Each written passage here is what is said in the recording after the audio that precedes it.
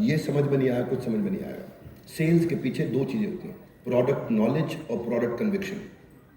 जब तक भाई साहब आपको पूरे आसपास की greater Noida west, Noida extension, Noida की पूरी नॉलेज नहीं हो गई ना, क्या लगाया है प्रोडक्ट में, क्या बढ़िया क्वालिटी का माल बेचते हैं, और कन्विक्शन, छाती पे हाथ ठोको जोर से, क्या कन्विक्शन। कन्विक्शन मतलब भाई साहब आपको अंधा विश्वास होना चाहिए अपने प्रोडक्ट पे। जब तक ये दो चीज़ें नहीं होंगी सेल्स नहीं हो सकती। एक यहाँ होती है, एक यहाँ होती है, उसके बाद सेल्स इशारों इशारों में हो जाती है, आपका चेहरा देख के सेल्स हो जाती है। लेकिन कन्विक्शन नहीं है। कन्विक्शन ही बहुत बड़ी चीज़ है कि 15,000 यूनिट एकमात्र डेवलपर शायद होगा भारत में जिसने एक साल में निकाल दिए हैं। Are you with me guys? तो ये कन्विक्शन जब तक नहीं होगी बात बनेगी नहीं। Product knowledge plus product conviction is equal to sales. इसकी आपको जिम्मेदारी लेनी होगी। ये भगवद गीता में भगवान ने सुनाया श्लोक, सुनना चाहेंगे?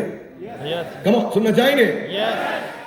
अज्ञ च श्रद्धानाश्च संशयात्मा विनश्यति नायम लोको अस्ति न परा न सुखम संशय आत्मना। क्या अर्थ हुआ? अज्ञ, अज्ञ मतलब जिसको ज्ञान नहीं हो, ज्ञ मतलब ज्ञान, अज्ञ मतलब विदाउट ज्ञान।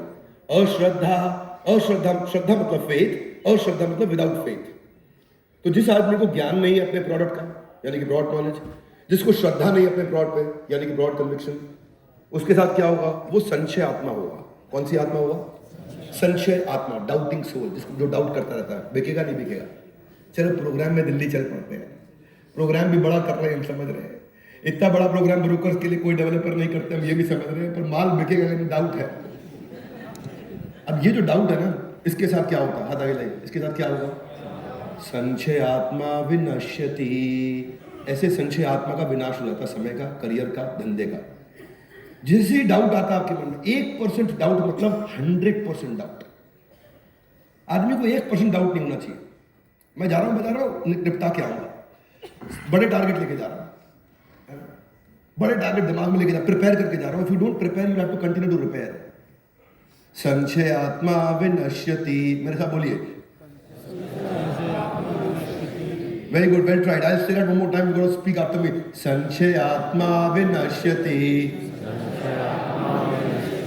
जैसे ही डाउट आया, विनाश। कोई कस्टमर के सामने आपकी बॉडी लैंग्वेज अपीयर ही नहीं होगी, डाउट है आपके अंदर।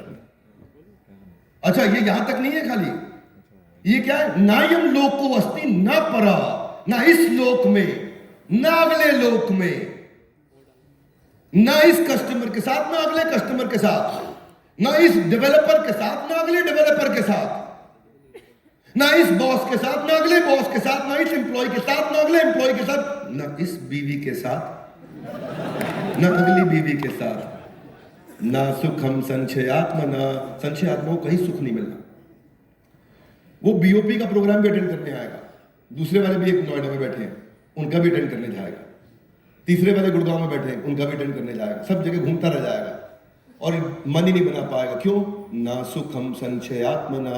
क्या मेरी बात समझ आ रही है? स्नो, उसको कहीं सुख नहीं मिलता, फंस जाता है इधर से उधर। ऐसा संशय आत्मा जो अपने आप पर, बॉस पर, प्रोडक्ट पर, लीडरशिप पर, ऑर्गेनाइजेशन पर विश्वास नहीं करता, उसका विनाश होना निश्चित है।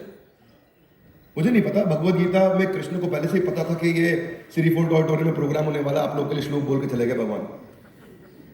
पर गीता आज के दिन में भी बहुत रेलेवेंट है। एक मैं भगवद गीता पे बहुत चर्चा करता हूँ, जो लोग मेरे वीडियो रेगुलरली देखते रहे उनको मालूम होगा। Yes no? और पहले लोग मुझे बोलते रहे हिंदू एजेंडा, कुछ नहीं, गीता सबके लिए है। Would you agree with me? Yes no? आज भी पाकिस्तान से 4 लाख सब्सक्राइबर मेरे रोज गीता के वीडियो देखते भी हैं, लाइक भी करते हैं, शेयर भी करते हैं।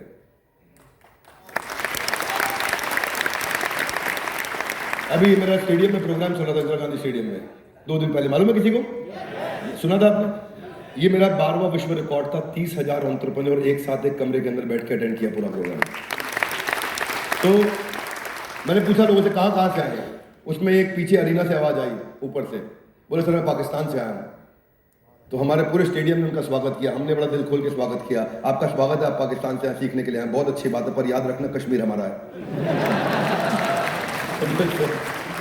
तो हाथ आगे लगे, पैटर्न चेंज करना है। क्या चेंज करना है? तो ये था मेरा पहला गुरु मंत्र।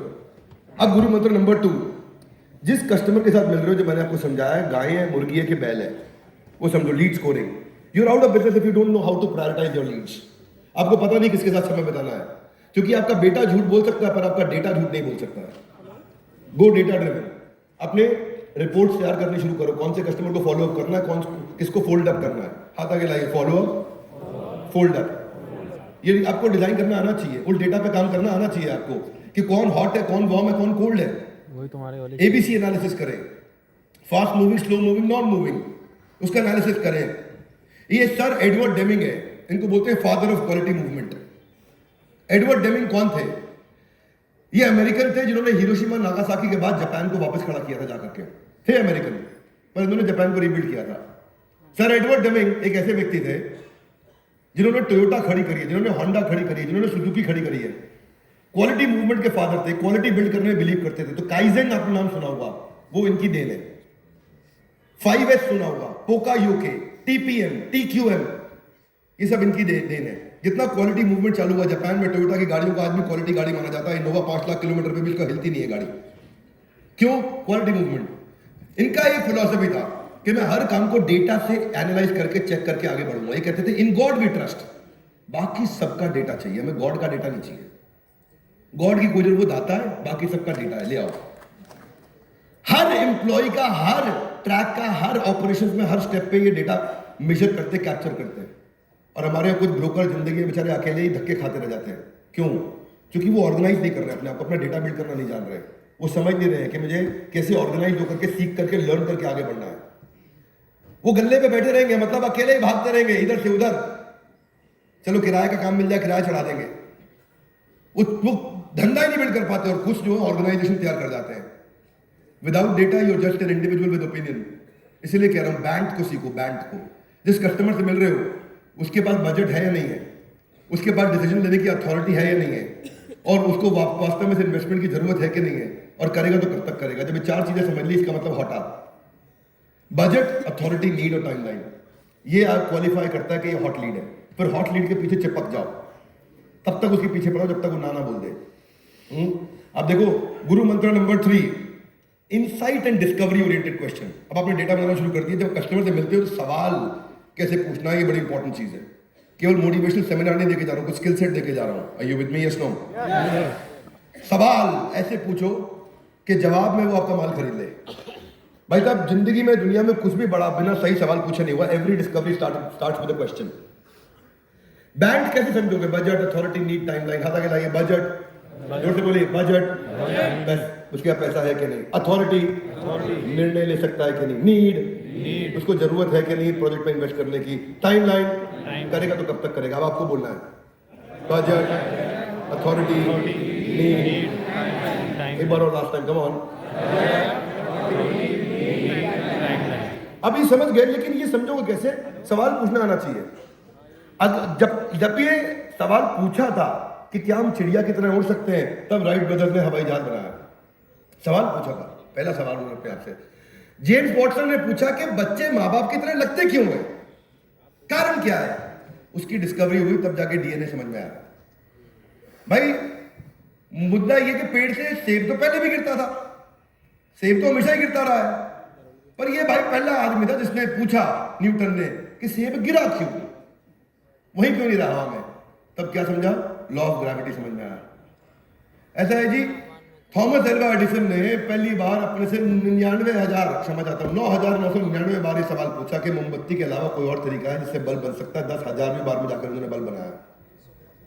और एक इनसे रिपोर्टर ने पूछा भी, आप 9,999 बार फेल हो गए, आप में घबराहट नहीं हुई? बोले नहीं, घबराहट तो मैं फेल हुआ ही नहीं कभी। बोला इतना फेलियर हुआ तब जाकर 10,000वीं बार में बल्ब बनाया? वो फेल थोड़ी हुआ, वो तो मैं 9,999 तरीके सीख गया था जिनसे बल्ब बनता नहीं है। हेनरी जेकब बार बार ये पूछते थे, कोई तरीका है कि सर्जरी बिना दर्द की हो जाए, सर्जरी बिना दर्द की हो जाए? तो पहली बार एनेस्थीसिया आया। अभी जानते कॉन्ड्रैड हमेशा पूछते थे, मुझे इंसान के अंदर देखना है, कैसे देखूं? तो एक्सरे मशीन आई। सवाल पूछना आना चाहिए, कस्टमर सवाल क्या पूछे, जितना अच्छा सवाल उतना अच्छा जवाब। अपन क्या है, माल बेचने में लगे हैं, उसकी नीड पूरी नहीं कर रहे हैं। जानते हैं, ये कहता है भाई कि मैं 1 घंटा है तो 55 मिनट में सही सवाल आइडेंटिफाई करने में लगाया था।